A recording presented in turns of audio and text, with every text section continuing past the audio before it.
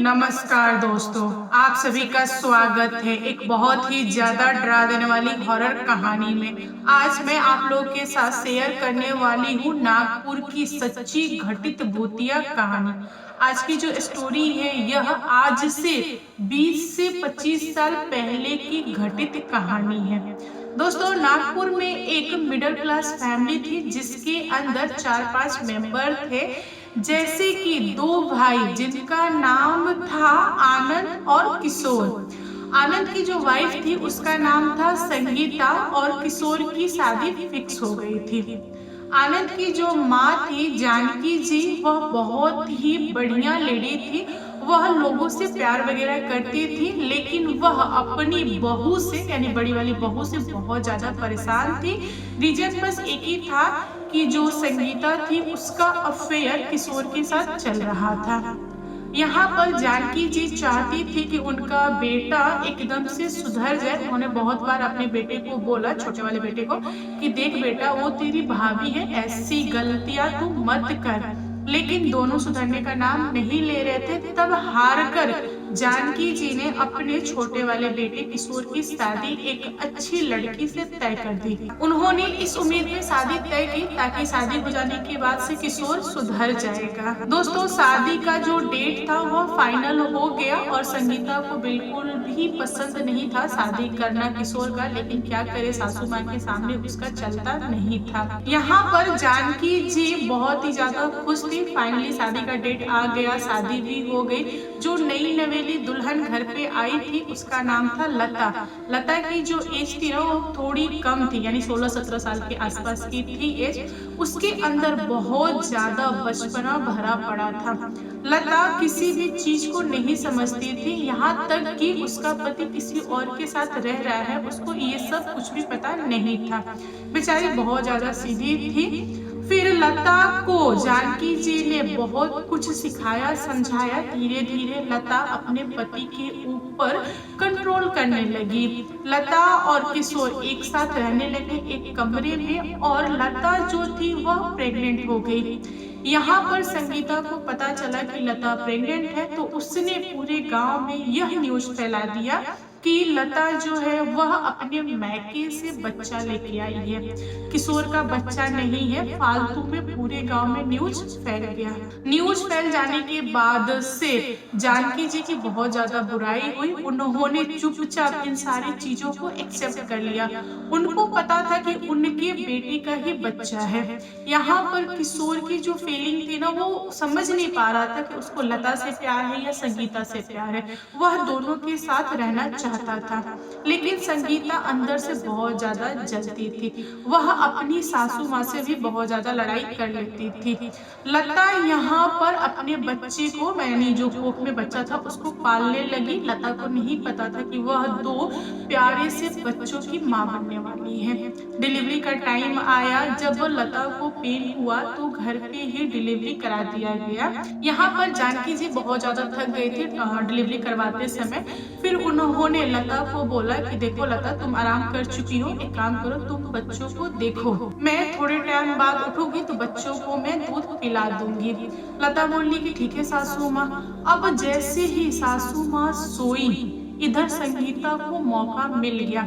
संगीता गई तो उसने बोला कि देखो लता, मुझे पता है तुम्हारा नॉर्मल डिलीवरी हुआ है, तुम भी थकी हो, क्यों ना तुम आराम कर लो, मैं तुम्हारे दोनों बच्चों को मैं देख रही हूँ। अब लता ने विश्वास कर लिया संगीता का। लता जो थी ना वह सीधी सादी थी, ज्यादा लड़ती नहीं थी। इधर सासू माँ सो गई और एक तरफ लता सो गई। अब संगीता बैठे बैठे सोच रही थी कि इन दोनों बच्चों का मैं क्या करूँ।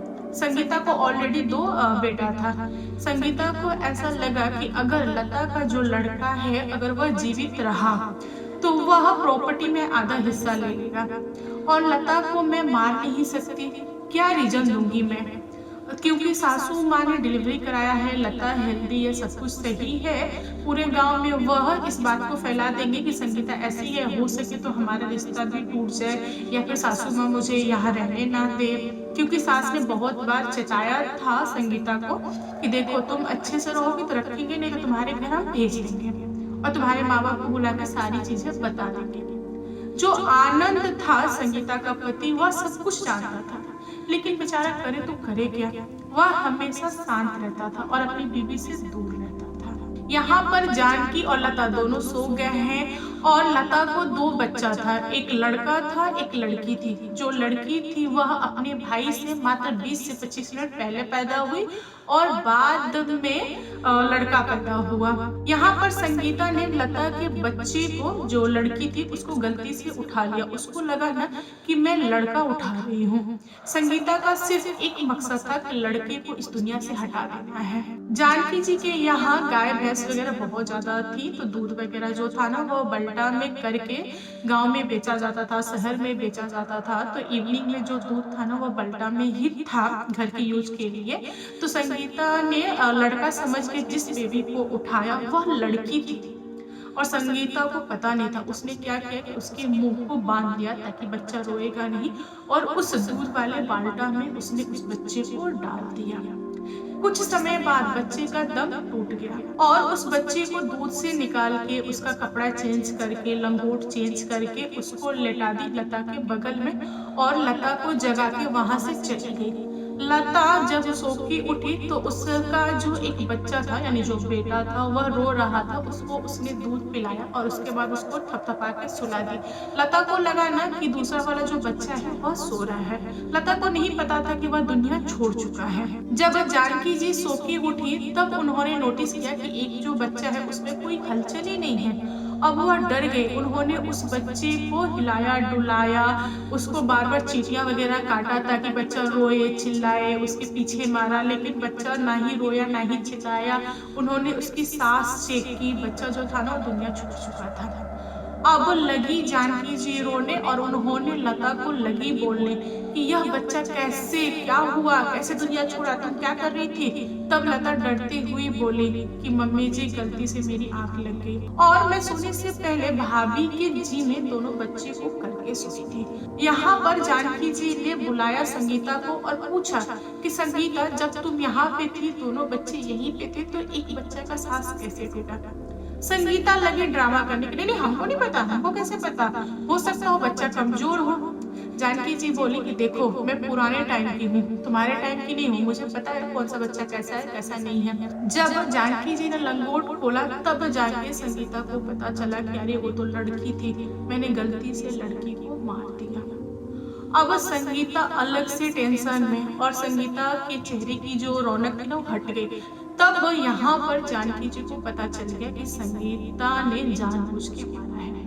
अब जानकी जी पूरी रात जगती थी उस छोटे से बच्चा जो कि लड़का था, जिसका नाम इन लोगों ने लड्डू रखा, आगे चल के उसकी रखवाली करती थी।